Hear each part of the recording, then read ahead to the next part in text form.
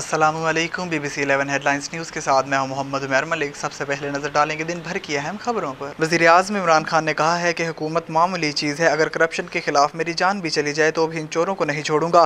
कमालिया में जलसा-ए-आम से खिताब करते हुए इमरान खान ने कहा कि सबसे पहले आसिफ जरदारी, फिर डीजल और सबसे ज्यादा शुक्रगुजार हूँ पाकिस्तान के सबसे ज्यादा बूट पॉलिश करने वाले शहबाज शरीफ का कि इनकी शक्लें देखकर लोग खौफजदा हुए कि ये लोग वापस ना आ जाएं और लोग मेरी तरफ आ गए।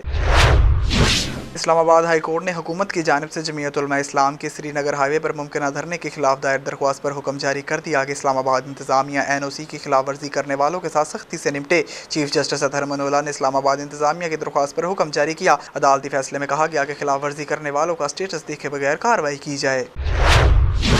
हुकूमती वफद की चौधरी परवेज़ इलाही से मुलाकात की अंदरूनी कहानी सामने आ गई है। ज़राए का कहना है कि हुकूमती मुज़ाकराती टीम के काफ लीग की क़ियादत से मुज़ाकरात में बर्फ़ न पिघल सकी। शाह महमूद कुरैशी और परवेज़ खटक ने तमाम कोशिशें कर लीं, ताहम इनकी तमाम वज़ाहतें बेकार गईं और काफ लीग ने कोई वाज़ेह पैगाम नहीं दिया।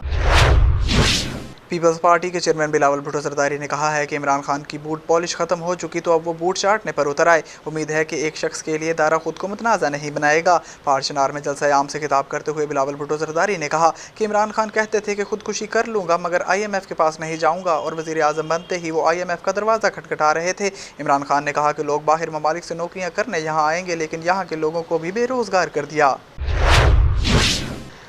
मुस्लिम लीग काफ के सदर और स्पीकर पंजाब असम्बली चौधरी परवेज़ इलाही का कहना है कि हुकूमत के इत्तेहादी हैं, लेकिन हर मौका पर नज़रअंदाज किया गया।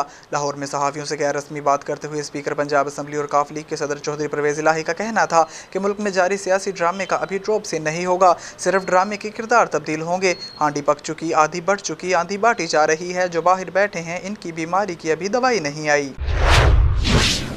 सऊदी अरब में मसाजिद से नमाज की बराह रास्त नशरियात पर पाबंदी और अजान के लिए लाउड स्पीकर की आवाज़ मध्यम रखने की हिदायत की गई है। अरब मीडिया के मुताबिक इस्लामी अमूर की वजारत की जानिब से मसाजिद को रमज़ान की तनाजुर में हदायत जारी की गई हैं, जिसके तहत मसाजिद में आउटडोर लाउड स्पीकर का इस्तेमाल सिर्फ अजान और इकामत के लिए किया जा सकेगा।